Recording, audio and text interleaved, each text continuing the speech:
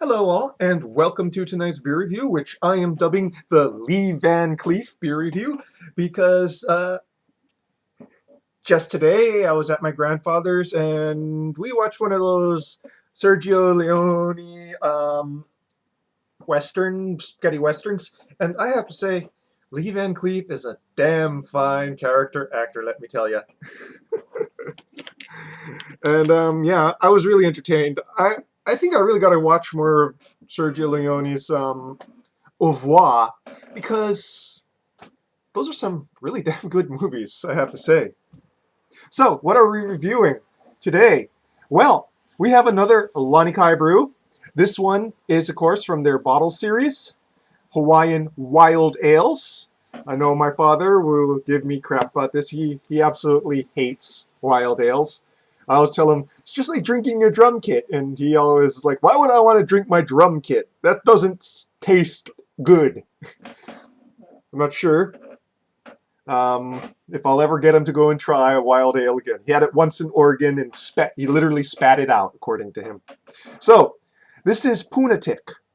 And Punatic refers to Puna, which is a district on the Big Island, and Punatic refers to the fact that the people there are kind of nuts. Puna is basically the state of Hawaii is kind of crossing between Florida and West Virginia. It's a place where every man is his own law, and people live in shipping containers and cook meth in shipping containers. Or, also have some pretty interesting farms. And it's also beautiful country. It's cheap land because it is in the path of the volcano. Every time it erupts, a good chunk of Puna goes under lava. But the people that live there wouldn't live anywhere else, and probably couldn't afford to live anywhere else because, like I said, it's one of the few cheap places in Hawaii.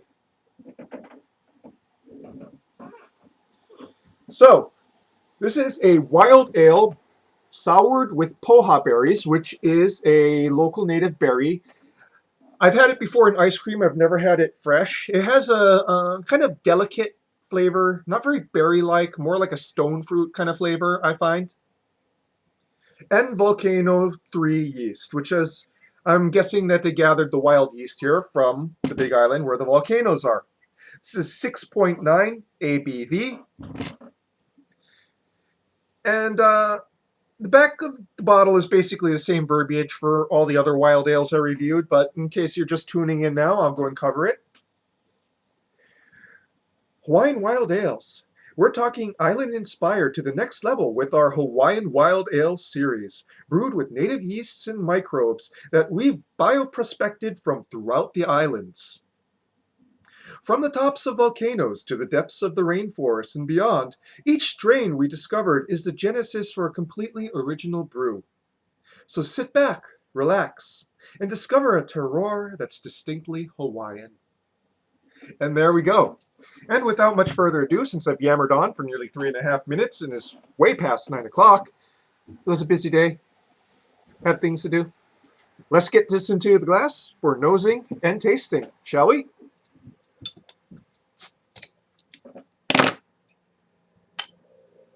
Ooh.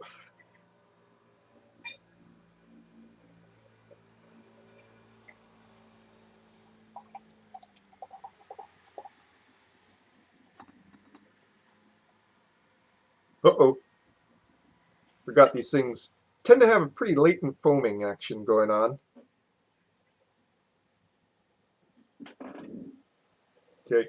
Well, there's still a little bit in there. Can't drink the very bottom because I don't want the yeast dregs. But yeah. So a hazy orange yellow with a quickly receding fizzy white head that is redolent of poha berries. Funk.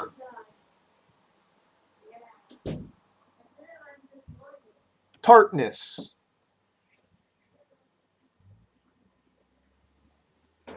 The funk here is kind of different from the funk in the other wild ales I've reviewed, which have mostly used yeast from the vicinity of Kailua.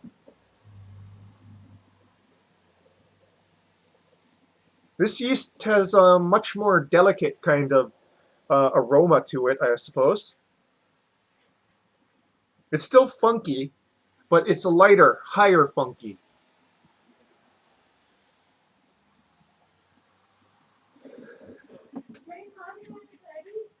Less leathery and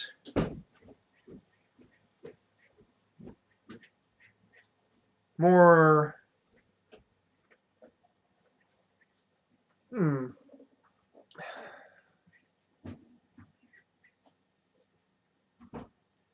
less leathery, almost slightly musky,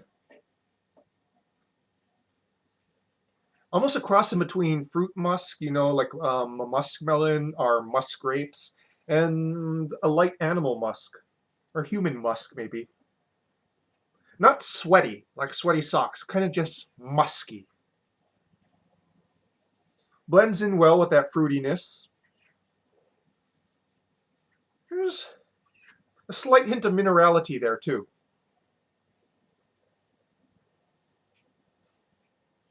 Oh, and just that's the nice thing about those wild yeasts. They also send out quick blasts of other kinds of smells as well.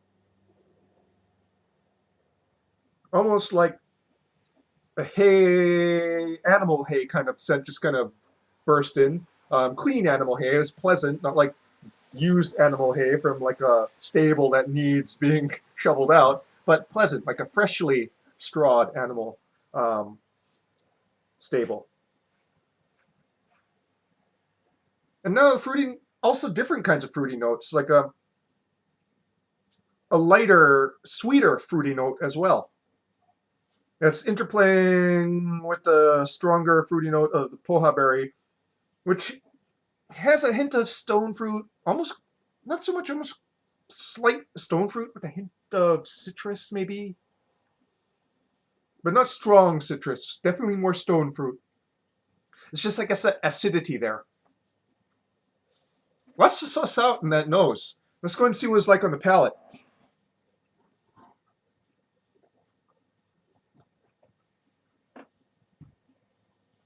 Wow. That is some big taste on the palate, which is kind of strange since the nose is so muted and kind of delicate. Very subtle. It's just a slap in the face on the tongue.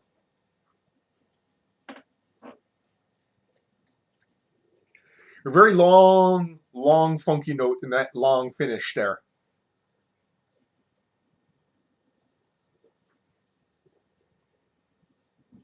Hmm.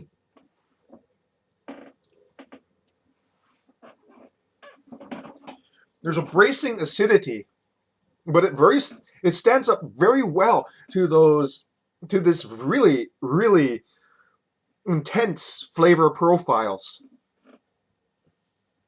that I'm going to try to suss out now because it's really difficult to put your finger on.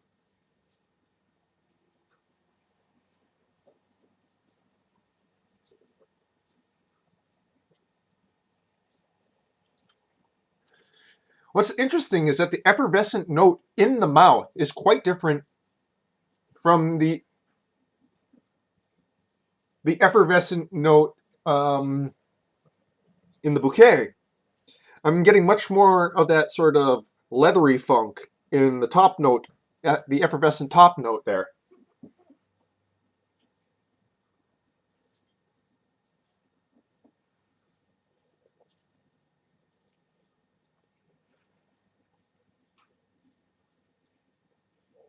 This is on the drier side.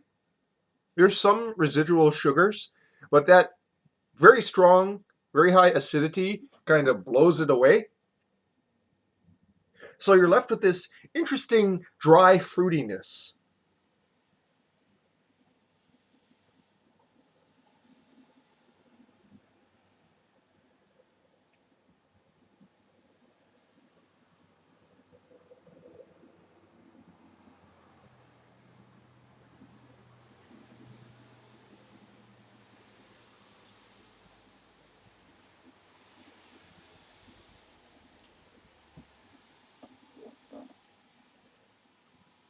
That effervescent top funk note just it's strong, but it sneaks in and out. It's not omnipresent.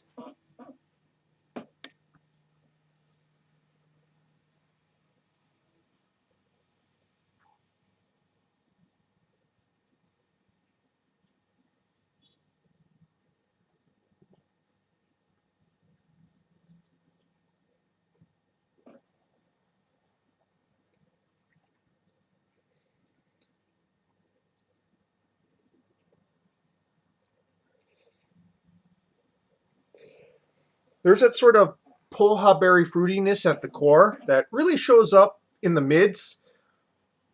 The acidity and all the other things are kind of piled on top of it, so being that it's a much more subtle flavor, it kind of gets overpowered by them in certain senses, but it's still there. It's still very much at the core of this beer.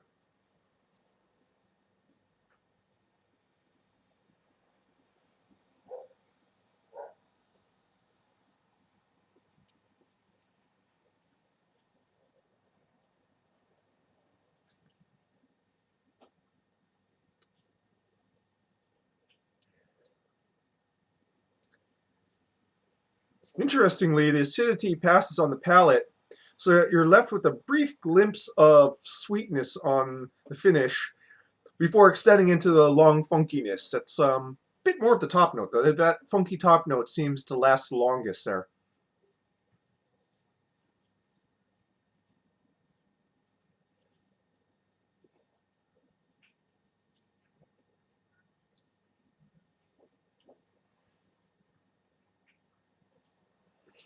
There's some other tasting notes on the palate that I can't. I'm having some trouble placing my finger on. That's why I like these Lanikai Brewing beers. They have such interesting tasting notes. There's a strong taste that I can't really go and relate to another flavor very easily.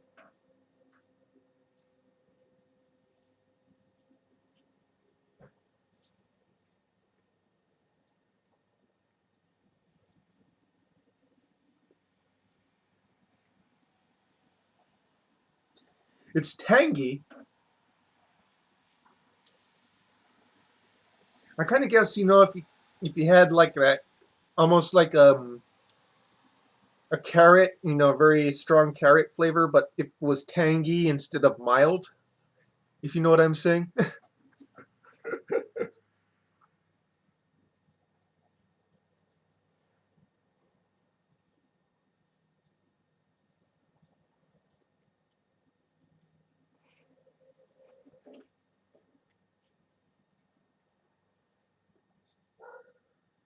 It definitely doesn't. Well, I guess it does kind of drink toward like a 6.9, maybe a little less, maybe like a 6.5 thereabouts. It doesn't feel like a strong beer, alcohol wise, but it is. It's sneaking up on me right now, especially since I haven't eaten yet.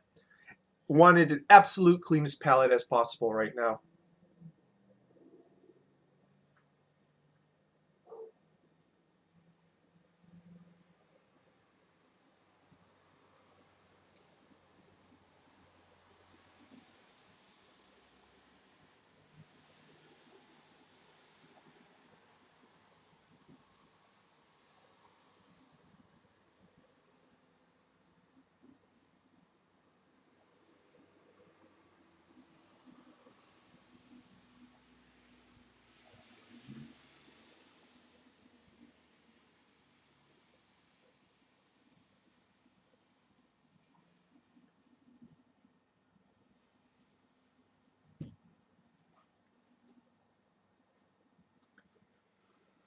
If there's only one drawback to this beer is that the flavors are so intense that you get encounter palate fatigue fairly quickly. Like right now, my palate's kind of overwhelmed with the flavors here. Also, too, the lacing tends zero lacing left. Excuse me.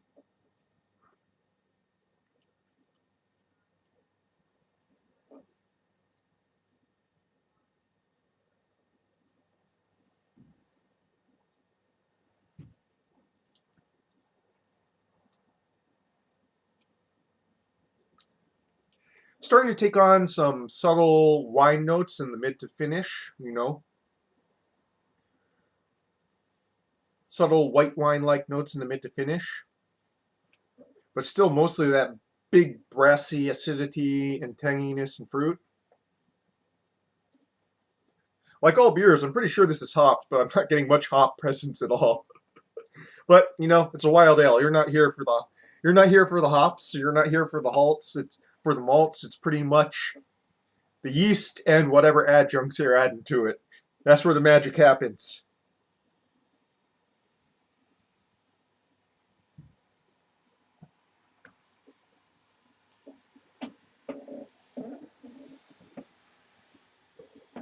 So yeah, wild ales, Lanikai Brewing's Hawaiian Wild Ales, Punatic.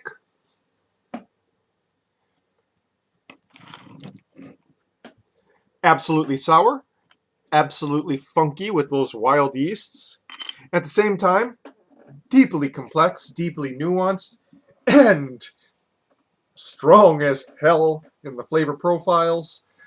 So yeah, this is definitely well worth exploring if you're into wild ales and if you're into sours.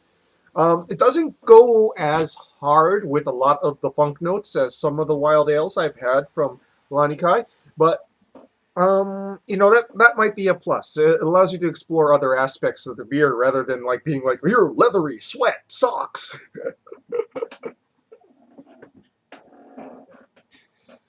So glad I gave this one a try. This is about, can't remember, in between $10 to $15, somewhere thereabouts. Definitely worth it for this fine craft brew. And folks, that is your beer review for tonight. Cheers.